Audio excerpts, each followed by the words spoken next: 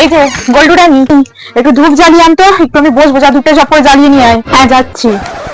সারাদিন আর খেটে খেটে পারি না, একটু রেস্ট নেওয়ার সময় পেয়েছি, এবার একটু বসি আরাম করে, যাই একটু ফোনটা ঘাঁটি যাই।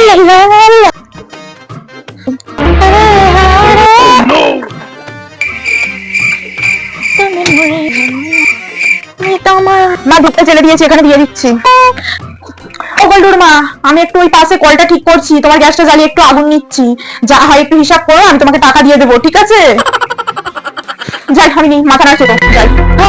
ও বাবা গো, দেখতে দেখতে 4:30 বেজে গেল। যাই, গোল্ডুর বাপ তো আবার কাজে যাবে, চাটা করে দিই, যাই আবার পরে শুনবো।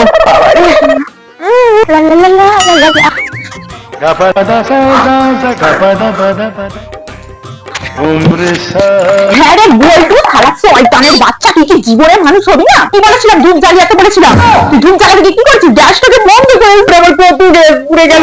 আমি কিন্তু গ্যাস বন্ধ করে এসেছিলাম রে, আমার লক্ষ্মী ভান্ডারের টাকা দিয়ে আমি গ্যাস ভরি। ওই যে চিকা নিয়ে বসে আছিস, চিকা নিয়ে বসে আছিস, চিকা নিয়েই থাকতে হবে।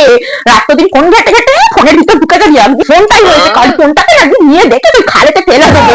আমার এবারে কি হবে রে, কত গ্যাস নষ্ট করে দিবি গোল্ডু। আমি গ্যাস বন্ধ করেছিলাম।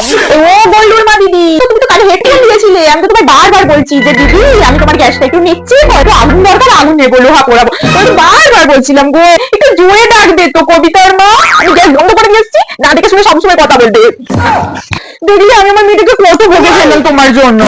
না আমার ভালো শোনান তো, জানি আমার কাছে করতেই পারে না, আমার গোল্ডু গোল্ডু আমার কাছে বলে সারা জায়গায় রক্ত রক্ত করছে, বেরো সারা জায়গায়।